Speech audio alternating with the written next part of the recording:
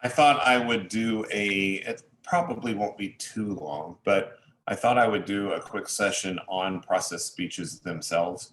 Your next speech next week is a process speech. And I thought having a few examples of process speeches would be helpful.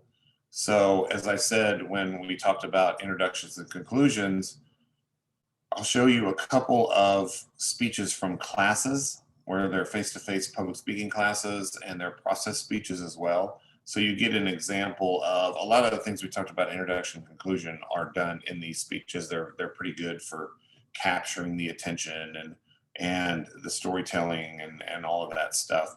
These examples all do that. It also gives you a feel for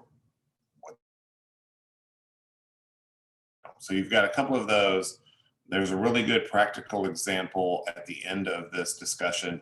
And I wanted to start with this particular one that's on the screen right now. Now, this is from a TED Talk. And I think it's the shortest TED Talk ever because it's right at 3 minutes long. And what's unique about this, one, it's a process speech, without a doubt.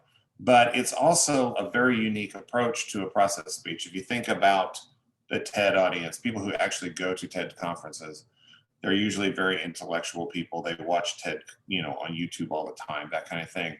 And the speaker approaches this, and their introduction is very good for connecting with the audience. And he starts with a question, kind of a story, and a challenge sort of to your brain. And then he walks through the speech, and then at the end of it, he ties the whole concept into the main theme of what that particular TED conference was about. And he does all this in 3 minutes. And you're going to see the repetition. Remember in the introduction conclusion, I said, tell him what you're going to tell him, tell him what you told him. He does this in 3 minutes in his process. So it's a really good speech for me in particular. The guy in the speech is from Bloomington, Indiana, which is where I am. And my wife does travel for him. So she actually sent him out to this TED Talk to give this speech. And she's heard this story that he tells here. He's done this for her in her office. So it's kind of cool from that standpoint. So there's a little personal tie-in as well. But it's a really good example of a process speech. So here you go.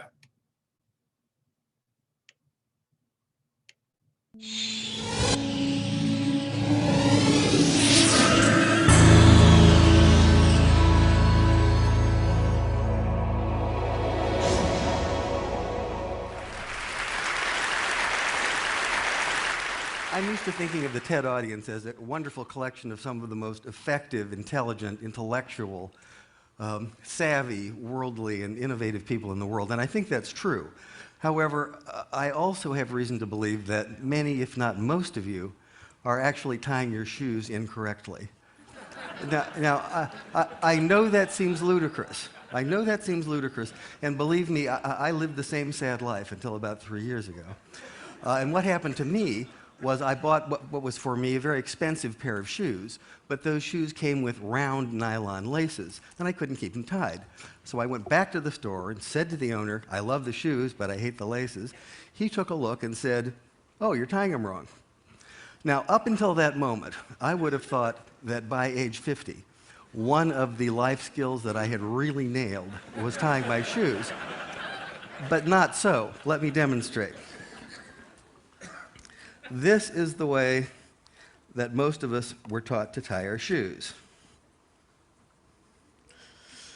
Now, as it turns out, thank you. But wait, there's more. As it turns out, there's a strong form and a weak form of this knot. And we were taught to tie the weak form. And here's how to tell. If you pull the strands at the base of the knot, you can see that the bow will orient itself down the long axis of the shoe. That's the weak form of the knot. But not to worry. If we start over and simply go the other direction around the bow, we get this, the strong form of the knot. And if you pull the cords under the knot, you will see that the bow orients itself along the transverse axis of the shoe. This is a stronger knot. It will come untied less often. It will let you down less, and not only that, it looks better. We're going to do this one more time. Start as usual. Go the other way around the loop. This is a little hard for children, but I think you can handle it. Pull the knot. There it is, the strong form of the shoe knot. Now, in keeping with today's theme, I'd like to point out, and something you already know, that sometimes a small advantage someplace in life can yield tremendous results someplace else. Live long and prosper.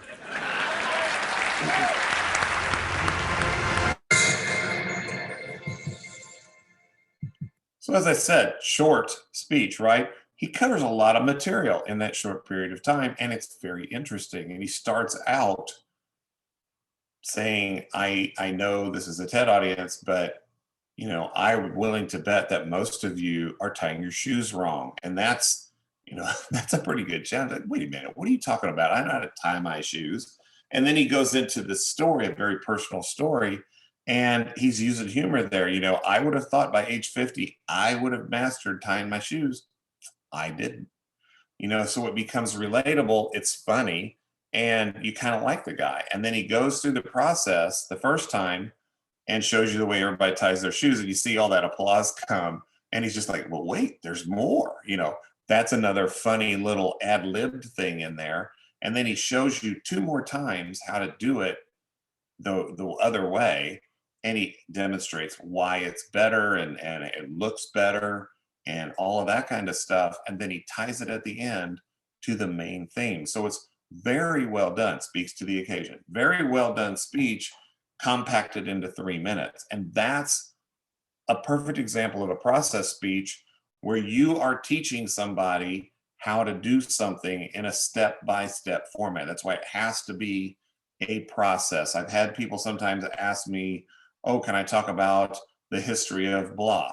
No, it has to be a process where it's step by step, and each step builds on the previous step. And this is, I talked about the different kinds of speeches. This is an informative speech. Process speech is one of the types of informative speech. We specifically have you do it in class because it's one of those speeches that has really practical, real world relations. So these are things that you're probably at some point in your life going to run into because you're showing somebody something, like dance lessons. If you've ever gone to dance lessons, or you're going to teach somebody how to dance, and most parents at some point in time are going to have to teach their kids how to dance, even if it's just a simple box step or something like that. You learn those kinds of things by learning the process, by learning this is step 1 and this is step 2 and this is step 3. That's a process. Ideas like cooking shows, popular on television, and you see all these cooking shows and they're all showing you need these ingredients, you need these utensils, this, you do this first and you do this, then you do this, and you're watching them make whatever it is that they're making. And I've had plenty of students do cooking type speeches where they're in the kitchen. They film themselves in the kitchen and they're making brownies and no-bake cookies. And I mean, I've had all sorts of things come up as cooking examples. Those cooking shows are really good examples of process speeches because not only are they showing you a process, there's always stories involved. I made this, I learned this recipe from my grandmother, and we used to go see her at Christmas, and you get wrapped up in this story while they're showing you what to do at the same time. So it's definitely a process speech. How to play an instrument. If like say you know how to play an instrument, you're going to teach your kid how to play, like you play guitar, and you're going to teach your kid how to play guitar or piano or something. Those are, again, step by step. First, you work on this, and then you work on this, and this is, you do this, you do this, you do this. Those are all process type situations. Training at work is probably the biggest one that we all will run into at some point. When you go to work somewhere, they have to teach you how to do the job. If you're hired as the fry guy at McDonald's, they've got to teach you the process, and there's a very direct process. When I worked every company I've worked at, when we were teaching people how to do jobs, had processes. But the best example was when I worked at Boston Scientific at Spencer. Every single job, because it was FDA controlled, they had a book for every single job, and every single book showed step by step what to do in words and pictures at the same time. Do this, here's the picture. Do this, here's the picture. Do this, here's the picture. And when you trained somebody, you walked them through this very specific process of how to learn a job. And it was critical in that case because FDA comes in every 18 months and does inspections, and they'll stand there and watch an employee do a job, and they'll have the book, and they're making sure that the employee is following what the process says in the book. So, and they'll literally pull your license if they find enough instances where people aren't doing what the book says they should. So training situations are ideal examples where you have a process speech. We don't usually think of it as a process speech, but that's exactly what it is. So we're going to look at a student example of a process speech. This is in a classroom. It's one of those, I think this was a chemistry classroom, so there's a lot of tables and stuff. But this guy is going to teach you the process of how to do a card trick. And notice he does the card trick, he demonstrates it, which you want to do. And then he goes through it step by step and shows you, but he's adding story and he's relating it to the audience, why you would want to know this trick, and different real world examples where you can use it and have fun with it. And there's humor in it as well. So all the elements we've talked about up to this point are in this speech.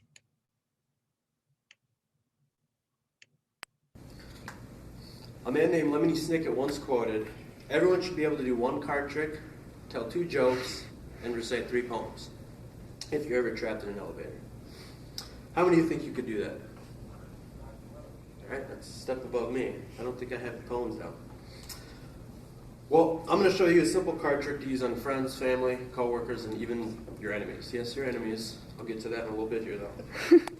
To get started, I'll need a victim from the audience. I'll take you. Could you please come up, and I have a deck of 52 cards here, just your average Barack Obama deck of cards. Take out the 2 jokers. If you could just shuffle that for me, please. Just a basic shuffle, doesn't need to be nothing. Perfect. All right, now show them. Sleeves are clean, nothing up them, nothing to hide. All right, now I'm going to take this deck of cards, and I want you to tell me when to stop. Stop. Remember that card. Okay. I would have you shuffle again. You sat down. No worries.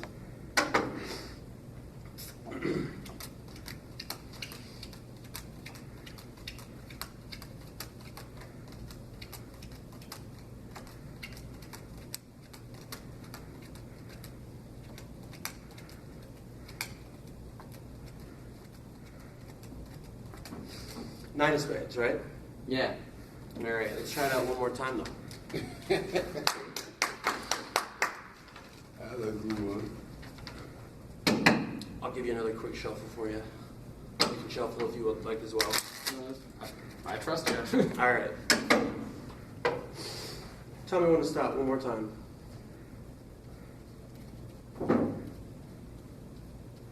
Stop. Got the card? Got it. All right.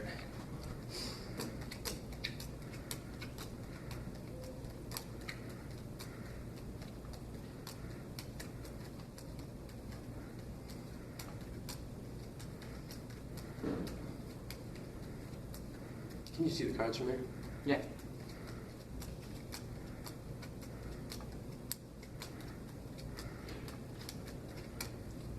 All right. I bet you, let's put a little wager on this. I'll bet you $1 the next card I turn over is yours. Okay. All right. Is that your card? Yeah. There you go. You didn't turn it over. I did turn it over.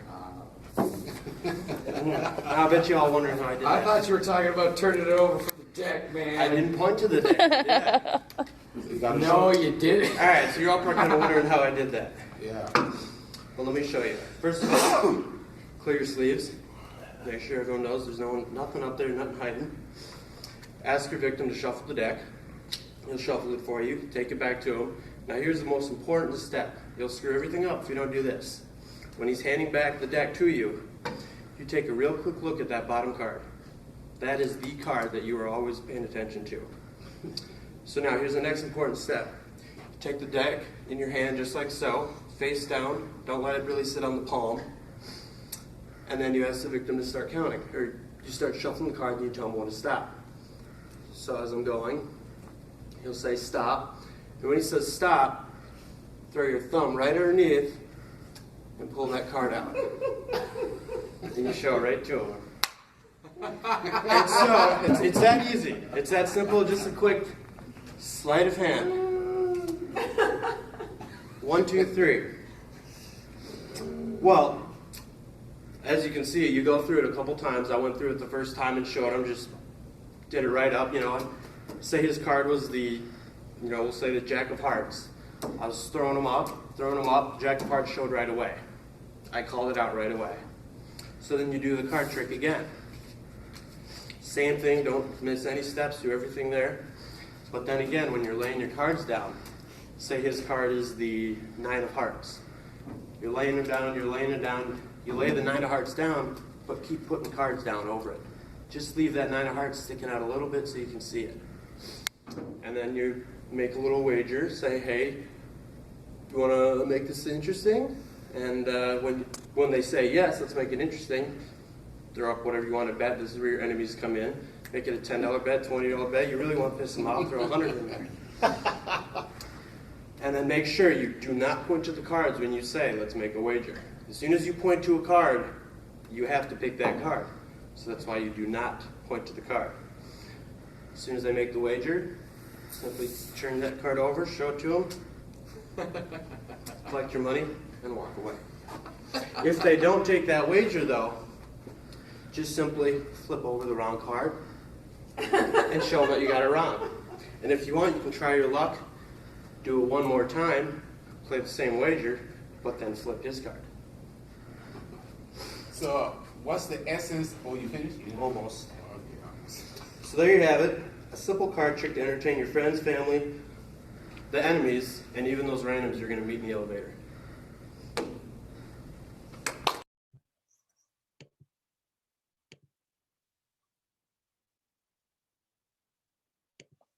So now I bet some of you are going to try that, right? Because you know how to do the card trick.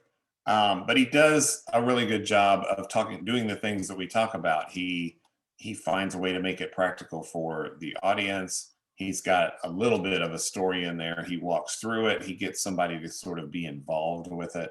And then he does the whole trick all the way through. And then he breaks down how he does it again.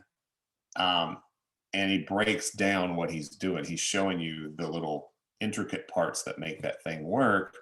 And he's using it to, you can dazzle people with your brilliance. You can, impress your friends. You can take money away from your enemies if you want.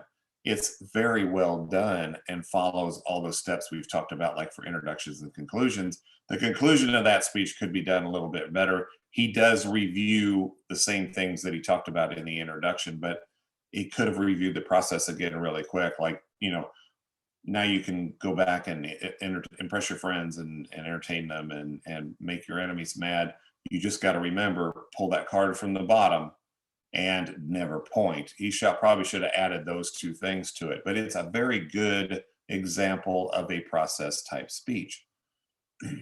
So good process speeches include some elements, all of them. One is begin with why. Why do you know about this topic? Now, remember, when we talked about introductions, you've got to establish your credibility. Why are you somebody the audience should believe or trust knows this topic? Well, one way of establishing credibility is to explain, why do you know this? What made you interested in this particular thing? And then once you learned it, how long have you been doing it? And have you had good results with it?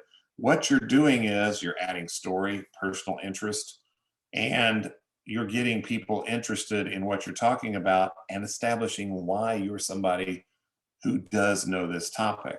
So you make it more believable. So you begin with why. Why'd you learn it? What motivated you to do it? Regardless of what it is. And then how can the audience benefit from it? And he does that really well in that example. You can dazzle your friends. You can make money doing this, and that's a big motivator for a lot of people.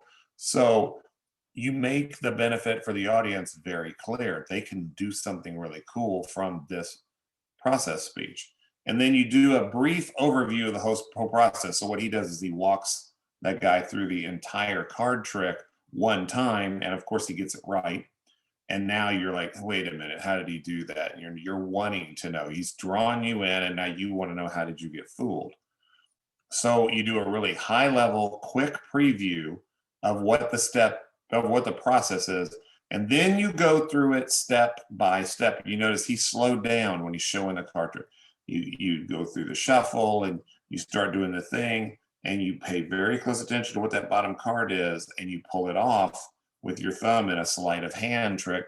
And then step by step, he walks you through that entire thing and is explaining what's going on as you do each step. And if you're thinking about cooking shows, that's exactly what they're doing. You think about dance lessons, that's exactly what they're doing. You want to try to keep the number of steps in the process as low as possible, because remember, you're talking about 5-ish minutes of the speech. So you can't present a 12-step process in 5 minutes. Most people can't remember that. You want to have enough steps that it's memorable, but not so many that you would forget one. It also helps sometimes to have the process maybe up on a slide on the screen, or write it out on a board, or you could have a handout with a process in it. You just don't want to pass it around during your speech. That's one thing we'll talk. I don't know whether I've talked about this yet or not, but when you have handouts, photographs, whatever, it's okay to have them. You can pass them around the room when you're done with your speech. Or like you say, I have this cooking recipe spelled out. If you'd like a copy, it's on a table in the back. You can pick it up on your way out, but don't pass it around, because the minute you start passing things around during your speech, people are going to pay attention to what you're passing around, and now they're not paying attention to you at all. They're not listening to you, and you don't want that. So keep the number of steps low so that they're memorable just from hearing it and watching the speech, without having to have it written down, and without having a lot of steps where, oh my God, I can't remember what the 6th step was. Don't have that many. And then always review in your conclusion, again, the process in a really quick high-level format, and point out key things that the audience needs to know. Throw a story in there, of course, or something like that to make the conclusion memorable. And that's pretty much the basics for a process speech. That reviews high level, again, just like it is in the introduction. You don't even need to go all the way, like in the card trick example, you don't even need to go all the way through the card trick. Just real quickly summarize the steps one more time, just to get that, tell them what you're going to tell them what you told them thing. So this next speech was done up at Ball State. And this is an example of getting an audience member involved, which is good if you can get someone involved. I've had students who did how to braid hair, and they'll have one of the other audience members with longer hair get up and sit down and be like the hair model. And so they'll demonstrate the process right in front of everybody, which that's always really good. And this speech is one of those. So this is a dance lesson type of a speech. But notice again, he does a really good job of relating it back to the audience. He's got some humor in there, and he reviews the process. He does it quickly, shows you the process, and does a little quick review. The only thing about this speech that is borderline is at the end, he does make a call to action, sort of trying to get people to come to the Ball State Swing Society. Probably should have left that out. If he was in my class, I would have said, you were right on the verge of turning this into a persuasive speech. You don't want to do that. Don't put that element in there. You can always say, if you want more information, I've got a flyer in the back on the Ball State Dance or Swing Society, I think is what it's called. Then you're not really encouraging them to go do it, but you have the information available, which is a slightly different thing. But that's the difference between informative / process and a persuasive speech. So here's his and this was done in class at Ball State. And go. All right, I love love swing dancing. I know that's kind of a dorky thing to say, but to me it's the coolest thing in the world. Swing dancing is fun, it's exercise, and it's a really cool party trick. When you hear the right music at a party, all of a sudden you break out with swing dance moves, and everyone pays attention to you. And if you play it cool afterward, you're the coolest guy at the party. If you play it like you were a dork, you're a dork, but that's cool too. So, I'm going to teach you how to do the basic Charleston. The Charleston is the oldest form of swing dance that I know about. It's basically what started it all. Everything came from it. The basic Charleston you can actually do alone. It's a solo dance, and I'm just going to teach you the basic part. There are moves you can add to it, and if you come to Ball State Swing Society, we can teach you the moves that you can add to it to dance in line Charleston with a bunch of other people. So, do I have a volunteer from the audience who would like to learn how to Charleston? Sarah Paradise! How wonderful for you to volunteer. That was not planned at all, and you're quite spontaneous. Alright, so, learning how to Charleston is going to be done in 4 basic parts. The first part is posture. If you would do what I do, we're going to jump up into the air, land in athletic posture, and then stop there, like so. And you stop with your shoulders over knees, over toes. Swing dancing, unlike ballroom, you know, this is ballroom, it's very stiff. Swing dancing is athletic. You want to be like you're ready to tackle somebody more than you're ready to waltz them. So, once you have your posture right, step 2 is pulse and tempo.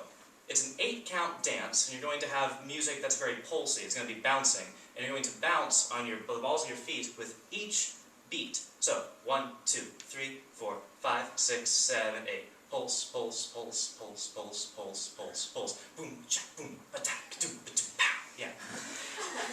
So once you have your pulse, we're going to add motion. Basically, Charleston, you're just walking back and forth. It starts with a rock step. So, what we're going to do is we're going to do a rock step. A rock step is where you step on your left foot, then on your right foot, and you're going to do a weight shift. So when you go back, you're on your left foot, when you go forward, you're on your right. It takes up 2 counts, it's 2 pulses. So it's going to be, you're pulsing, and it's going to be 1, 2. Once you get going, you've got forward energy, and you're going to walk forward, and you're going to go rock, step, 1, da, and then you're going to walk backwards, rock, step, and go forward again. Really simple, and really corny. And yeah, like this technically is a Charleston. When it first started, this is all it was. What we're going to do now to make it more interesting is add some kicks to it.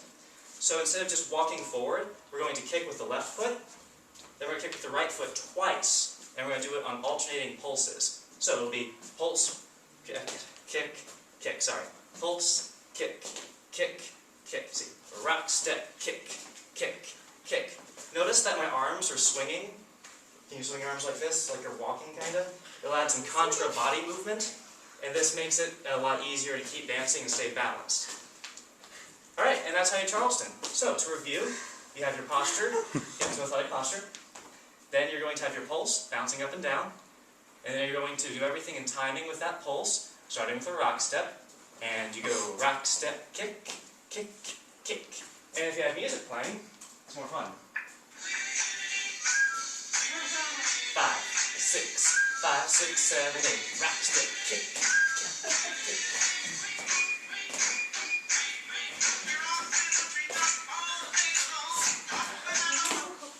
So, and once you put it all together, you are able to Charleston. You can now do that at parties as a cool party trick. Show off to your friends something really dorky and cool you know how to do. And if you want to, you can show up at Mondays at 8:30 to Ball State Swing Society in the Rec Center, where you can learn how to Charleston with a group of people. Thank you very much.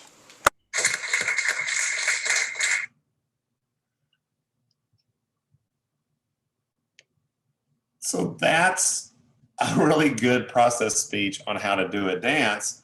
And you see he does it real quick. He talks in depth about the steps. It's not that complicated. And then in his review, so in review, and he starts the process over again, he throws a little music in there and actually does it with the music. I have shown this in class, in face-to-face classes. And a couple of times by the end of this speech, I'll have people in the back doing it. It's how catchy that it actually is. So we're kind of dorky in class. But he uses humor well. You know, you could, if you're cool, you could pull it off after the dance. You know, you're cool about it. You could be the coolest guy at the party. If not, and you're a dork, well, then you're a dork, but that's cool too. And people, you hear the people laugh. They like the guy because he's building charisma and he's using humor well, which we always like, people who can make us laugh. But he also covers all the steps. He does all of the things we talked about a little bit ago. They're demonstrated in that particular speech. he goes over the steps. He did it 3 times so that it's a little bit memorable. And I would bet that any one of you could probably do this Charleston dance now, right? So there are a couple of things you can do to elevate your speech to make it more memorable, to make it stand out, which you always want to do. So one is, if possible, include the audience. Both of those in-class speeches did that. The guy got up and did the card trick. He had that girl come up and do the Charleston with him. It does help to bring an audience member in. You probably a lot of times want to ask ahead of time if you can. Somebody will come up, because what you really don't want to do is get up and go, can I have a volunteer? And nobody volunteers, because then you've got a problem, because now you're going to have to draft somebody or try to do it without it. And you probably didn't practice how to do it without an audience member. You just assumed somebody would volunteer.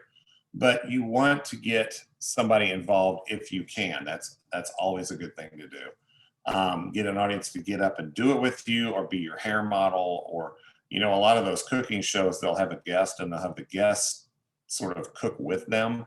And it just makes it a little bit more interesting for the audience. Use visual aids as much as you can. So if you can see it, it's more memorable. So the card trick guy, he's got his deck of cards. The dance guy doesn't really have a whole lot of visual aids, other than he is his own visual aid, which is of course okay. And he's got the girl that's doing it with him. So they're both kind of visual aids. You notice when he does the conclusion review, so you get in your position and you bounce, and he has her do that again along with him. So using those visual aids, you can see it, you remember it better. So have some kind of visual aids. As I said, a lot of times, if you have a slide behind you with the process steps, and maybe as you talk through them, you're clicking through the steps as they come up, that helps the audience because they can hear it, they can also see it, and you want to try to do that. So list the process steps if you can on a board, or I've had students who turned around with, they had a whiteboard, this is usually face-to-face, and they wrote them out on the whiteboard as they did it. Usually in a situation like this where it's online, they'll have a PowerPoint slide that they'll walk through, or they'll just have it written on a piece of cardboard or something that they have on a table next to them so that you can see it. Because a lot of people would like to be able to, in this situation, you'd like to see as full screen the person speaking as you can. And if you use a PowerPoint, then it's like what you're seeing now, and I'm up in one little small window. You also don't put handouts into the audience hands while you're giving your speech, because as sure as you do that, you've now lost your audience, because they're going to look at what they've got in their hands. They're not paying attention to you. So if you have handouts, it's okay to have handouts. Always have them available in the back. Mention that they're there in the back. Don't let the audience look away from you or take their attention away from you. You are the point of the speech. You are the presentation. Always remember that you have the audience's attention, and keep the audience's attention in your speech. So this last example, 2 years ago, my wife and I were in the Netherlands. We loved the Netherlands, loved the Dutch. And we were in a store that the Dutch are famous for a number of things: tulips, wooden shoes, cheese. And we were in a store that sold wooden shoes. We were actually thinking about buying some wooden shoes. And a lot of times people here think, what, buy wooden shoes? Why would you do that? Well, as it turns out, the place we were at made wooden shoes by hand, the way they were originally made. And they also smoked cheese, which cheese is a big deal in the Netherlands. And we went into this one room, and there were all these wheels of cheese that were aging in this room. And somebody came in and explained the whole process of how cheese is made and processed and aged and all this stuff. It was amazing. And we walked into this other room, and I could hear this guy talking, and we walked up, and he was talking about how to make a wooden shoe from a log. And he was doing it while he was talking. And being a communication geeko that I am, I looked at him and went, oh my God, this is a process speech. And I pulled out my phone real fast and hit record. So I missed the very beginning of what he was talking about, but you're about to see a process speech, which is what he's doing. And he's telling you how the Dutch wooden shoe is made by hand. Now they do them by CNC machine now too, but you can still make them by hand, and a lot of people will make their own. And he's wearing a pair, and you'll see them in the speech. But while he's talking about the process, he shows you the whole process. He's making a shoe, the basic part of a shoe, in front of you as he's talking, and he's also giving you all this information about how old they are and where they came about and why they are a good shoe. Even today, people will wear them in the Netherlands in certain situations because there isn't another shoe that's better than this, and they're amazingly cheap. So I was really lucky to capture this, and it's an example of a practical real world situation where I just walked in a room and here's a guy giving a process speech, and it's fascinating. It doesn't hurt that this is a Dutch citizen. English is one of the four major languages, it's the four official languages of the Netherlands, English and Dutch, and then there's two others. So most of the time they speak Dutch to each other, but they almost all speak very good English, but it's with a Dutch accent, so that makes it fun to listen to, of course, too. But listen to this speech, because this isn't for a class. This is a guy just doing it. Now he is trying to get you to buy wooden shoes, but he explains this is why the wooden shoe is good, and this is why it's a little better than your shoe. And he talks about a lot of really interesting things. So it's a very good process type speech.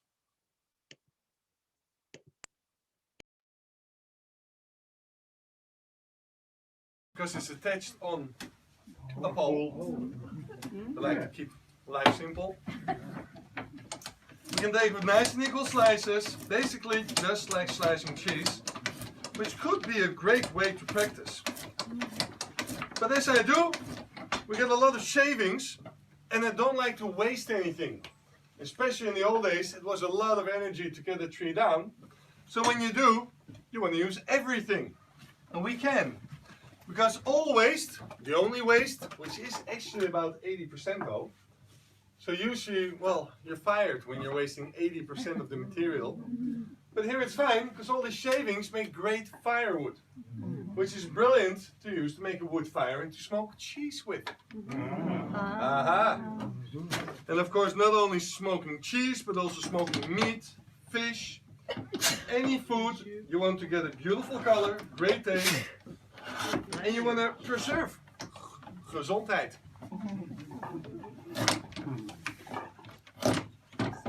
Smoke is hot and dry, so it sterilizes anything you put in the smoke. Now we started making wooden shoes roughly around the 5th century.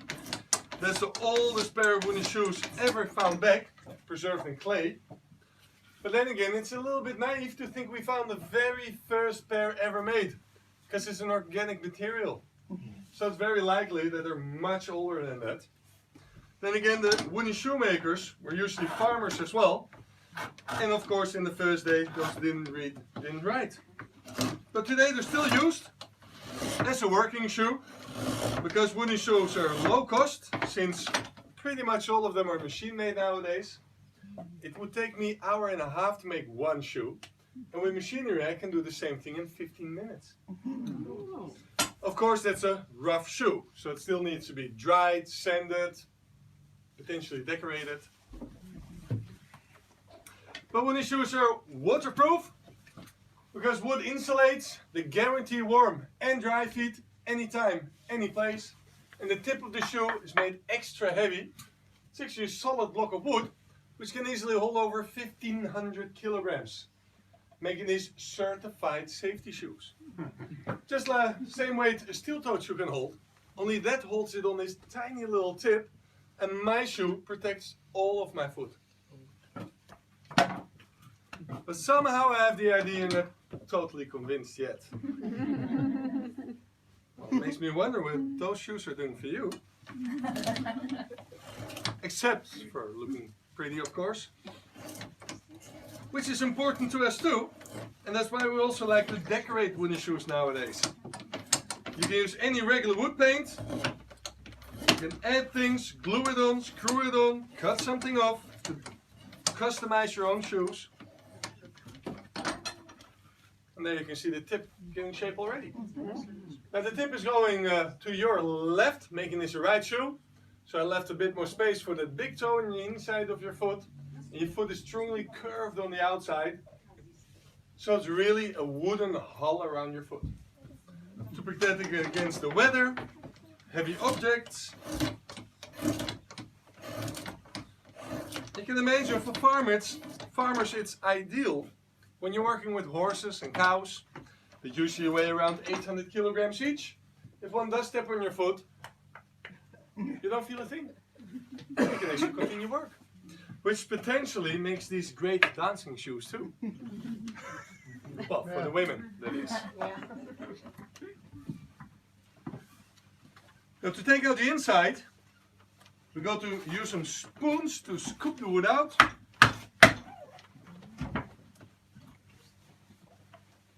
Make it nice and spacious to make sure they're going to be loose around your foot. And to do so, we use some spoons to start with.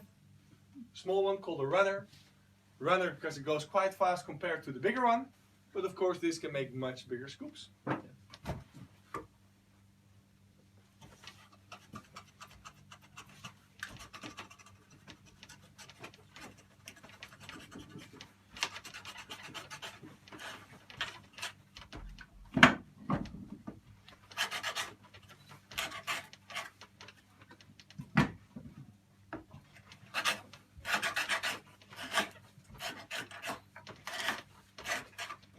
There you go. Not quite a perfect fit yet, but I've met one guy with a peg leg who would have said yes. Well, that's only one customer, right? So, no. We'll continue. We're going forward as well. Making it bigger, more comfortable. And this is also the moment when you want to double check your measurements. I can do a lot on site, but of course eventually we're making exact fitted footwear. Actually, wooden shoes potentially can fit better than other shoes because any regular shoemaker will make about 30 shoe sizes. We make 44 because this shoe doesn't stretch at all, so we make them exactly to any foot, and one size up is about 5 millimeters. But exactly 5 millimeters. So it never changes more than that. That's why we always get one of these. Exact measuring tool. So I can keep measuring, checking my dimensions. You can see it's easy to cut more off. It's practically impossible though to put it back. So that's why I want to work gently, slowly. Because otherwise, I spend a lot of time making firewood. Well, it's not completely wasted. It just means a lot of wood to smoke cheese with. Oh, and if you don't have a hammer with you, well, I mean, I do always have a hammer with me. But there's a good start. We also make a small profile. The profile is to, well, help your shoe against sliding, especially if you want to go cycling on them. Get on a ladder for the millman to climb in the windmill. Do you use deodorant in your shoes? Why would I do that? I don't know, the smell of wood and stuff like this. But wood doesn't smell. Oh, Everybody can tell you that. your feet smell. Your feet maybe smell because you're wearing plastic. Plastic doesn't breathe. No, it's very simple. Why do you think cheese ages on wood and not on plastic? Wood can absorb odors and moist. So on a hot day, imagine you would have sweaty feet. The wood will just take the moist from your foot and then it doesn't smell. Because it's not, well, standing still water which is going bad, going off. That's why it starts to smell in rubber shoes. Now when you take your wooden shoes off, they can instantly dry. The same for the cheese. That's why we let it age on wooden shelves. So the wooden shelf can take that little bit of extra water that the cheese wants to get rid of. But a good question, technically. That's also why, for example, my feet are always warm. Do you keep woolen socks? Always. That Unless is it's wool, that is over wool. 30 degrees. This is goat's woolen wool. socks. Pure Exactly. wool. Yeah. Not pure wool. No? There's also polyamide in it. You can't really make socks from pure wool because it doesn't stretch. So then you don't get it around your heel. Unless it would be a huge bag that, well, in the old days people were more practical, of course. And actually you can feel that my shoe is warm, but it's absolutely dry. And also this will help because this ventilates very well because it's airy wool. Exactly. When I come home and just take these ones off, and my regular socks are clean as they were this morning. What stops your foot from sliding around inside the shoe? Yeah, it doesn't. It's because it's made on your side. Wood is not that slippery, only when it would get wet. And, well, how much can I slide? There's not that much space. I do have about a finger space to make sure that the top doesn't squeeze on my foot. That would be painful. But now, I got space to move within. And the neat thing is that if I want them to go off, it takes a sec. You'll still be probably finding a seat to take your shoes off. Well, if I want to go out again, oh, you got them back on. You can even see how warm my feet are. The floor is very cold here. Oh, you can actually see the footprint then. So you don't have to curl. You don't have to curl your feet up. You don't have to sort of curl your feet up to hold them on. Actually, you do when you lift your foot. Yes, exactly. Because otherwise, I would step out every step. And the great thing of that, I can show you on this one. Hope everybody can see that. This is how it fits around my foot. Yep. So you can see, to start with, wood is a solid material. You get a good support, and the posture you get from this shape. So it fits much better than any other footwear. Now when I'm lifting it, it wants to slide off, I do this. Okay. So every step, about 12,000 times a day, I move my toes. Which makes strong feet, and also you get much better blood circulation.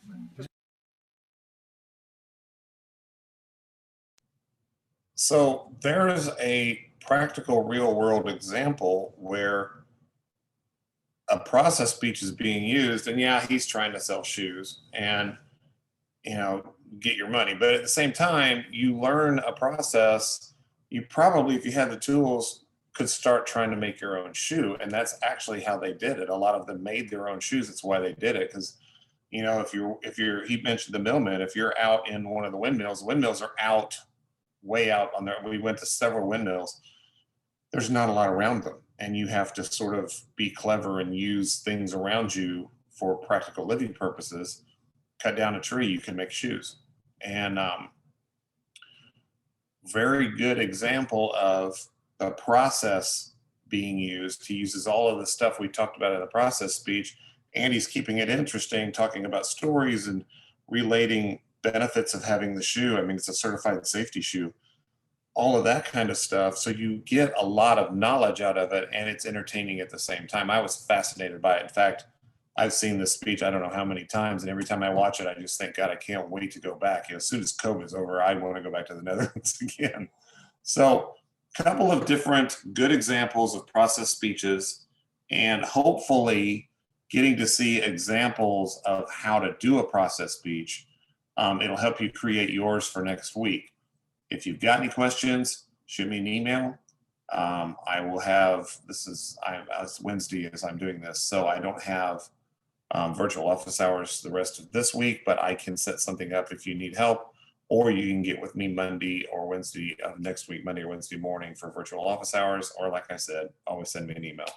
So that's it. Looking forward to your speeches, and have a great weekend since it's Wednesday and I won't see you again until Monday. Have a great weekend, and I'll see y'all later.